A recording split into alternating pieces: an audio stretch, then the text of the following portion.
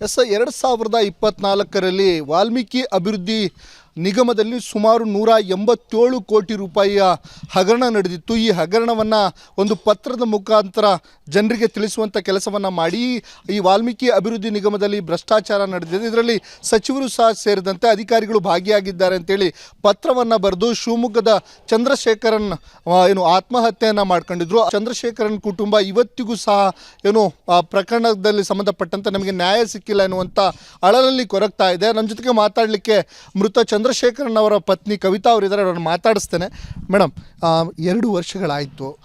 ಈ ಪ್ರಕರಣದಲ್ಲಿ ಯಾರು ಆರೋಪಿ ಸ್ಥಾನದಲ್ಲಿದ್ದರೋ ಈಗ ಮತ್ತೆ ಸಚಿವರಾಗಿ ಪ್ರಮಾಣ ವಚನ ಏನು ಹೇಳ್ತೀರಾ ಮೇಡಮ್? ಸರ್, ಅದೇ ಹೇಳ್ತೀನಲ್ಲ, ಆರೋಪಿಗಳೆಲ್ಲ ಆರಾಮಾಗೇ ಇದ್ದಾರೆ ಸರ್. ಅವ್ರಿಗೆ ಯಾವುದೇ ರೀತಿ ಶಿಕ್ಷೆಗಳಾಗಿಲ್ಲ, ಯಾವುದು ಕೋರ್ಟು ಸಮೇತ ಅವ್ರಿಗೇನು ಮಾಡಿಲ್ಲ. ಅವರೆಲ್ಲ ಡ್ಯೂಟಿಗೆ ಹೋಗ್ತಿದ್ದಾರೆ, ಸ್ಯಾಲ್ರಿ ತೊಗೊಳ್ತಿದ್ದಾರೆ, ಅವ್ರ ಲೈಫ್ ಅವ್ರು ಸೆಟ್ಲ್ ಮಾಡ್ಕೊಂಡಿದ್ದಾರೆ. ಬಟ್ ನಾವು ತೀರ್ಕೊಂಡವರು ಬಡವ್ರ ಹಣ ಹೊರಗಡೆ ಬರಲಿ ಅಂತೇಳಿ ನಮ್ಮ ಮನೆಯವ್ರ ಜೀವ ಕಳ್ಕೊಂಡ್ರು. ಅವ್ರದ್ದು ಇನ್ನೂ ಸೆಟ್ಲ್ಮೆಂಟ್ಗಳು ಒಂದೂ ಆಗಿಲ್ಲ ಸರ್. ನಮಗೆ PF ಆಗಲಿ, ಗ್ರ್ಯಾಜುಯೇಟ್ ಆಗಲಿ, ಡೆತ್ ಫಂಡ್ ಏನೂ ಬಂದಿಲ್ಲ. ಪೆನ್ಷನ್ ಸಮೇತ ನಮಗೆ ಸೆಟ್ಲ್ ಆಗಿಲ್ಲ ಸರ್. PF ಸೆಟ್ಲ್ ಆದ್ರೇ ನಮಗೊಂದು ಪೆನ್ಷನ್ ಅದೇನು ತುಂಬ ಬರೋಲ್ಲ ಸರ್, ಒಂದು 4,000 ರೂಪಾಯಿನೋ 4,000 ಬರುತ್ತೆ. ನಮ್ಮ ಜೀವನಕ್ಕೆ ತೊಂದರೆ ಆಗ್ತಿದೆ ಸರ್. ಇನ್ನೊಬ್ಬ ಮಗನೂ ನಾನು ಓದಿಸ್ಬೇಕು, ನಾನು ಅದಕ್ಕೋಸ್ಕರ ಕಷ್ಟಪಡ್ತಾ ಇದ್ದೀವಿ. ಬಟ್ ಆಫೀಸ್ಗಳಿಗೆ ತಿರುಗಿ ನಮಗೂ ಸಾಕಾಗಿದೆ ಸರ್.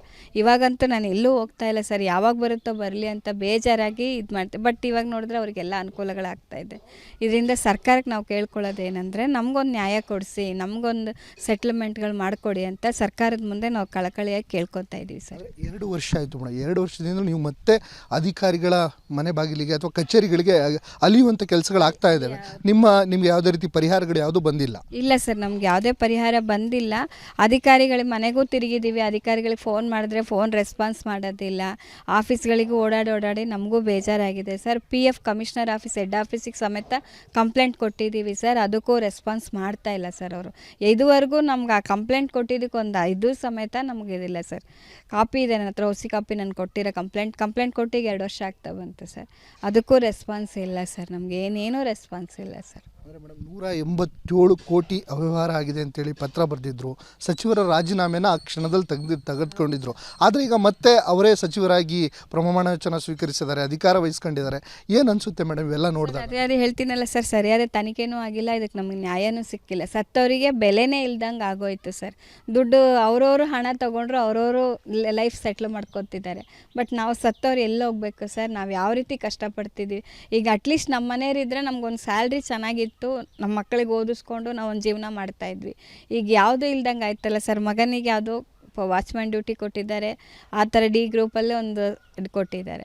ಆ ಥರ ಕೊಟ್ಟಾಗ ನಾವು ಜೀವನ ನಿರ್ವಹಣೆ ಹೆಂಗೆ ಮಾಡಲಿ ಸರ್ ನಾನು? ಹಾಗಾದರೆ ನ್ಯಾಯ ಇಲ್ವಾ ಸರ್? ಹಂಗಾರೆ ಸರ್ಕಾರದಲ್ಲಿ ಏನೋ ಇದಿಲ್ಲ ಹಂಗಾರೆ ಸರ್ಕಾರನೇ ನಮಗೆ ರೆಸ್ಪಾನ್ಸ್ ಮಾಡಿಲ್ವೇನೋ ಅನಿಸುತ್ತೆ ಸರ್ ಒಂದೊಂದು ಸರಿ.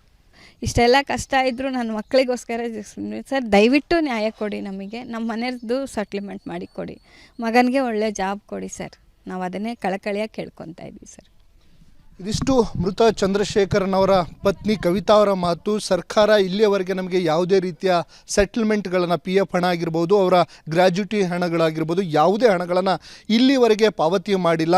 ಒಂದು ನ್ಯಾಯವನ್ನು ಕೊಡಿಸಬೇಕು, ಮತ್ತೊಂದು ಮಗನಿಗೆ ಉತ್ತಮವಾದ ಕೆಲಸವನ್ನು ಕೊಡಬೇಕು, ಮತ್ತು ಜೊತೆಗೆ ಬರಬೇಕಾದ ಎಲ್ಲ ರೀತಿಯ ಪರಿಹಾರ ಹಣವನ್ನು ಸರ್ಕಾರ ಪಾವತಿಸಬೇಕು ಎನ್ನುವಂಥ ಒತ್ತಾಯವನ್ನು ಮಾಡಿರುವಂಥದ್ದು. ಭೀಮಾ ನಾಯಕ್, ರಿಪಬ್ಲಿಕ್ ಕನ್ನಡ, ಶಿವಮೊಗ್ಗ.